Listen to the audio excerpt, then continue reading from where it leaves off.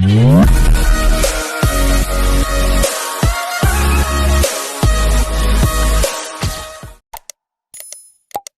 सभी स्टूडेंट पढ़ने जा रहे हैं 3 टॉपिक। पहला का नाम है परमाणु संख्या, दूसरा द्रव्यमान संख्या और तीसरा न्यूक्लियॉन।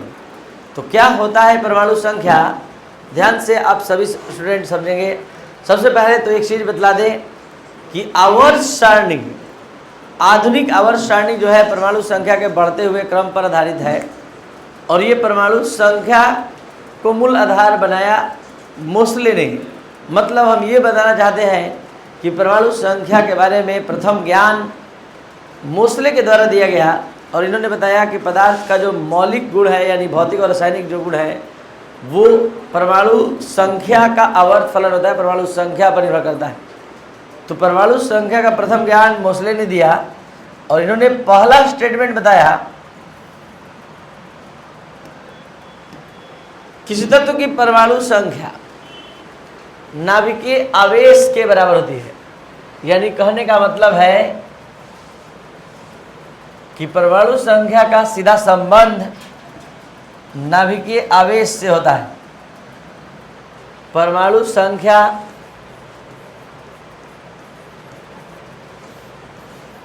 नाभिकीय आवेश के बराबर होती है।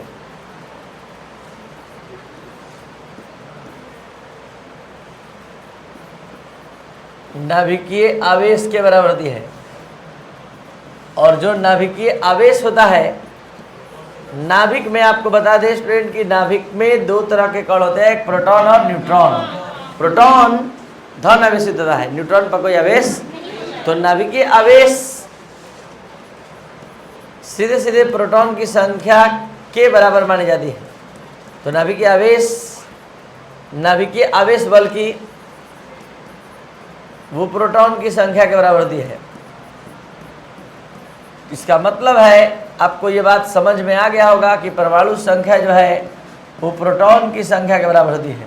तो मोसले के अनुसार किसी तत्व की परमाणु संख्या नाभिकीय आवेश के बराबर होती है और नाभिक पर उतना ही आवेश होता है जितना प्रोटॉन की संख्या होती है।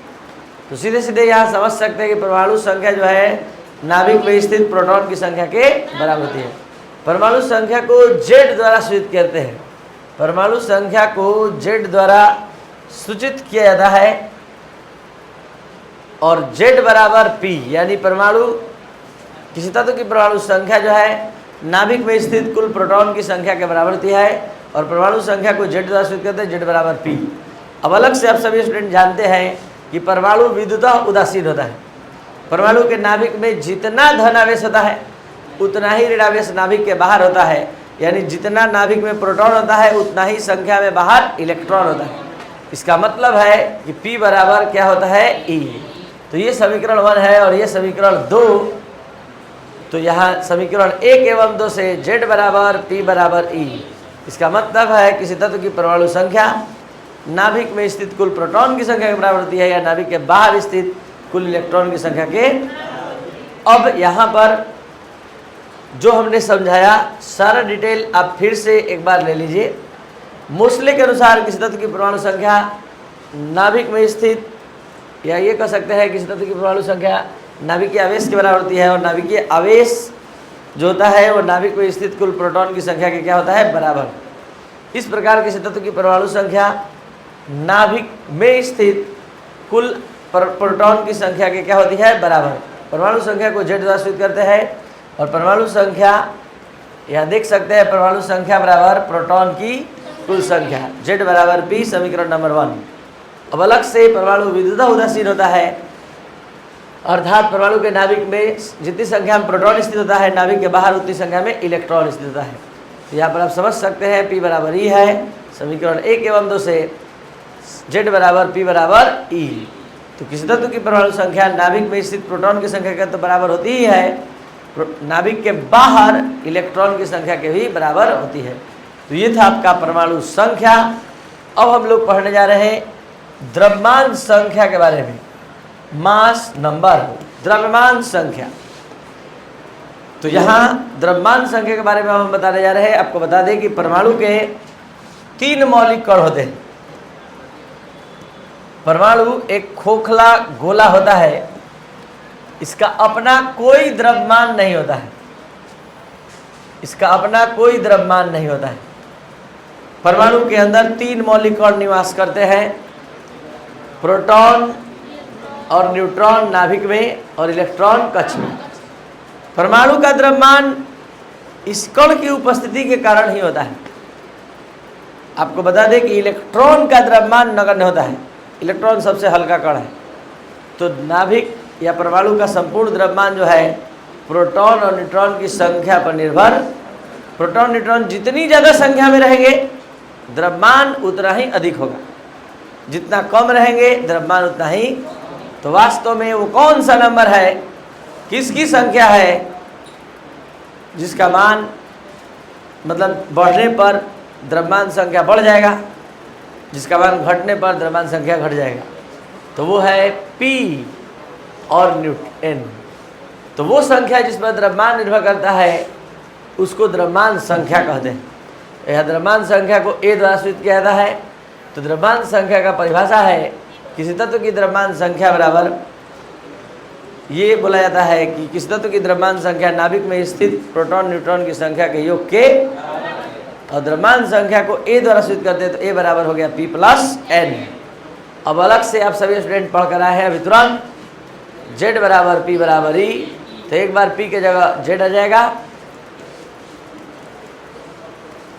और एक बार इस P के जगह क्या आ जाएगा E।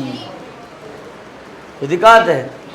तो ये है द्रव्यमान संख्या। इसको इस तरह से हमने समझाया कि परमाणु के 3 मौलिक कण होते हैं, इलेक्ट्रॉन, प्रोटॉन, न्यूट्रॉन।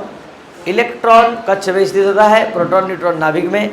इलेक्ट्रॉन का द्रव्यमान नगण्य होता है, तो परमाणु का संपूर्ण द्रव्यमान नाभिक में निवास करने वाले प्रोटॉन न्यूट्रॉन की संख्या पर निर्भर करता है।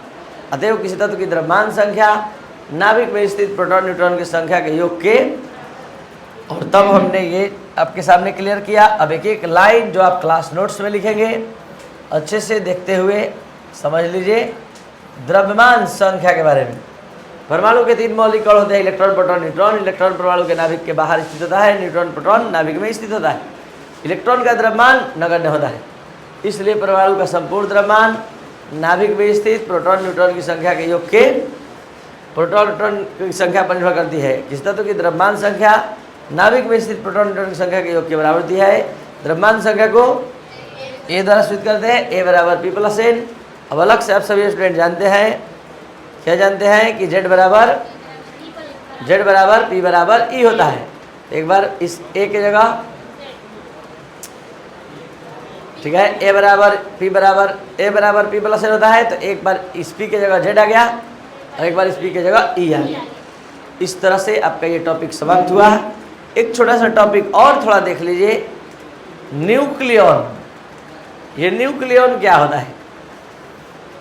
आप सभी स्टूडेंट जानते हैं अच्छे से कि नाभिक में क्या होता है जी, प्रोटॉन और, तो केवल प्रोटॉन को संबोधित करना हो तो प्रोटॉन बोलेंगे, केवल न्यूट्रॉन को संबोधित करना हो न्यूट्रॉन बोलेंगे।